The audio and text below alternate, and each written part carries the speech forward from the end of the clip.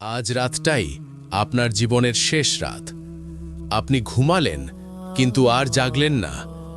মানুষ আপনাকে ডাকছে কিন্তু আপনি উত্তর দিতে পারছেন না, কারণ আপনার রূহ শরীর ছেড়ে চলে গেছে। আল্লাহ বলেন, প্রত্যেক প্রাণ মৃত্যুর স্বাদ গ্রহণ করবে। মৃত্যু আখিরাতের প্রথম দরজা। হাদিসে এসেছে, মুমিনের রূহ যখন বের হয়, ফেরেশতারা বলেন, হে পবিত্র আত্মা, বের হয়ে আসো আল্লাহর সন্তুষ্টির দিকে। আর পাপীর রূহ কাঁটার ঝোপে আটকে থাকা কাপড় টানার মতো কষ্টে বের হয়। সেই মুহূর্তে সব শেষ। দ্বিতীয় ধাপ, কবরের প্রথম রাত। মানুষ আপনাকে দাফন করল, মাটি ঢেকে দিল আপনার শরীর, সবাই চলে গেল। এখন শুধু আপনি আর অন্ধকার। হাদিসে এসেছে, দুই ফেরেশতা আসবেন। তারা প্রশ্ন করবেন, তোমার রব কে? তোমার দ্বীন কি? তোমার নবী কে?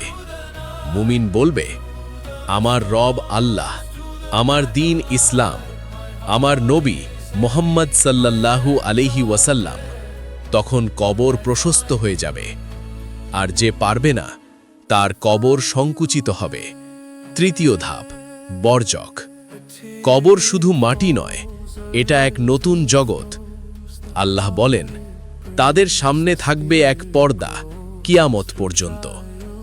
মুমিনের জন্য কবর হবে জান্নাতের বাগান, অন্যদের জন্য জাহান্নামের গর্ত। চতুর্থ ধাপ, কিয়ামতের দিন। একদিন সিংগায় ফু দেয়া হবে, আসমান জমিন কেঁপে উঠবে, সব মানুষ উঠে দাঁড়াবে। হাদিসে এসেছে, মানুষ ঘামে ডুবে যাবে, কারো ঘাম হবে গোড়ালি পর্যন্ত, কারো মুখ পর্যন্ত। পঞ্চম ধাপ, আমলনামা। আজ আপনার প্রতিটি কাজ সামনে আসবে।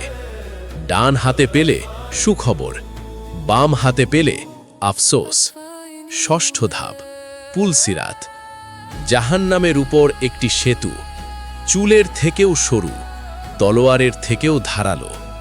কেউ বজ্রের মতো পার হবে, কেউ হামাগুড়ি দিয়ে, কেউ পড়ে যাবে। সপ্তম ধাপ, চিরস্থায়ী গন্তব্য। তারপর জান্নাত, যেখানে এমন নিয়ামত যা কোনো চোখ দেখেনি। অথবা জাহান্নাম। আজ যদি মৃত্যু আসে, আপনি কি প্রস্তুত? ইসলামের আলো গ্লোবাল সাবস্ক্রাইব করুন।